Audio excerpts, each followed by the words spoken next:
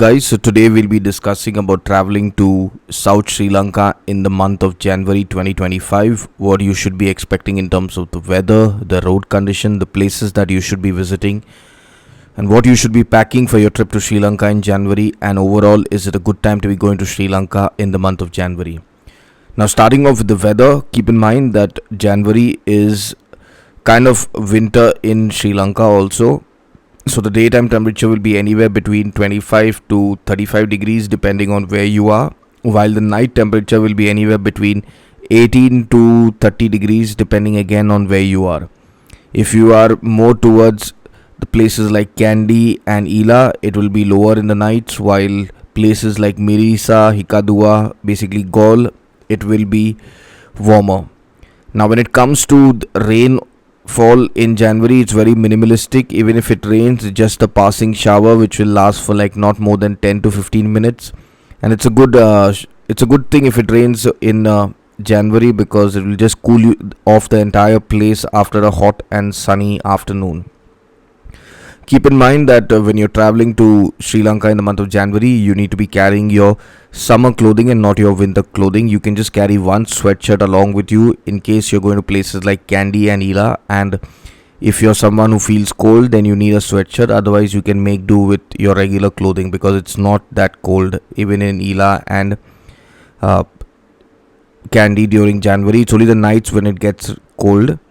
The road condition all over Sri Lanka is flawless. No matter where you're traveling to Sri Lanka, the highways are very well made, and the best way to get around Sri Lanka in the month of January is using a combination of public buses and the rail route, because using that you can travel all over Sri Lanka. You can slow travel. You do not need to rush through your entire journey. Keep in mind that the railway tickets can be booked directly from the counter over there, or you can book it via a travel agent. Bus tickets can be booked directly after you sit into the bus. There are buses going all over Sri Lanka. Sri Lanka has an excellent bus connectivity. So if you're someone who likes traveling by bus, then you are going to love it in Sri Lanka, because there are AC buses which will take you pretty much anywhere in Sri Lanka. So you do not need to bother and hassle about looking for taxis or to share a cab with someone. It's not needed. You can just take the bus which will serve you very well. Now when it comes to the places that you should be visiting in South Sri Lanka in the month of January, you should definitely be staying a night in Hikadua, in Mirisa at least for a couple of nights, Unavatuna, Veligama, Tengol, and Yala National Park is a place that you can visit if you're someone who really likes wildlife. You will definitely get to see quite a bit of wildlife. The leopard, if you're fortunate, you will, but the elephants for sure you'll get to spot them. If turtle hatching is something that you want to experience, then the month of January is a good time to be going there.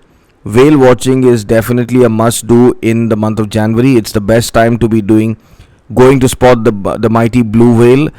From Mirisa, they charge around $50 to $100 depending on the deal that you can crack with them, and they'll take you for the whale watching. It happens early in the morning, so you got to be prepared to sacrifice one night's sleep, literally, because they'll call you in the morning by around 4:30 I would say, because you got to leave early in the morning to go deep into the ocean to be able to spot the blue whale. And they are pretty accurate with the spotting, because otherwise they offer you a refund, so you will definitely end up seeing a blue whale.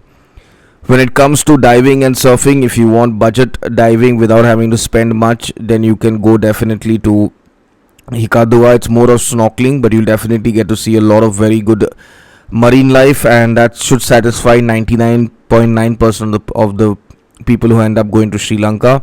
If surfing is what you're interested in, keep in mind that you cannot learn surfing in under a week unless you are a professional who already knows the basics of surfing. So surfing is something that you can do at Veligama, you can try it at Mirisa. So these are two places that you can try out surfing. Even Unavatuna has a few surf schools.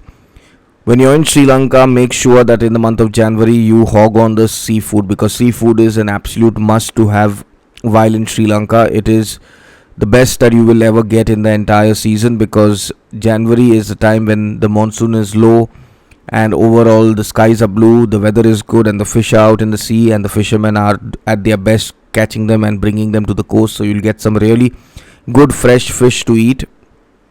When you're traveling to Sri Lanka in January, just make sure that you carry light clothing which will keep you which will help you breathe and be more comfortable. Do not carry winter clothing, it's not going to help you.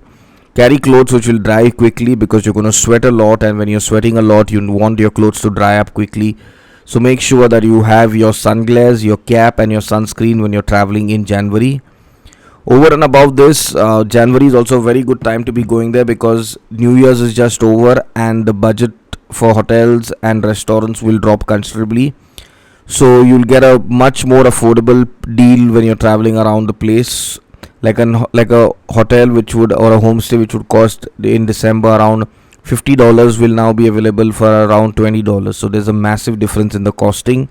Hence, my personal recommendation is, if you have planned a trip to Sri Lanka in the month of January, go ahead, have a good time. And if you're someone who likes shopping, then January is the perfect time to be going there, because everyone in Sri Lanka would want to start their year by selling as much as they can. So January is a great time to be going there. Just keep in mind, haggling and bargaining is something which will come very handy when you're shopping around Sri Lanka. Over and above this, when you want to exchange money, there are plenty of exchange centers in Sri Lanka. You can even exchange money at many of the ATMs. So you can decide where you want to go about exchanging your money. But overall, in Sri Lanka in the month of January, keep in mind that you need a minimum of 9 days. If you're slow traveling, minimum, I would say maximum could be a month or so. But the longer you spend in Sri Lanka, the more you love the place and the more you'll get a feel of the entire vibe and the atmosphere that Sri Lanka has. It has a beautiful nightlife. They have got some great people and excellent food. So when you're traveling to Sri Lanka in January, if you have any queries related to your travel, you can leave a comment in the comment section and I'll be happy to help. Till our next video about Sri Lanka, stay safe, stay happy and stay blessed.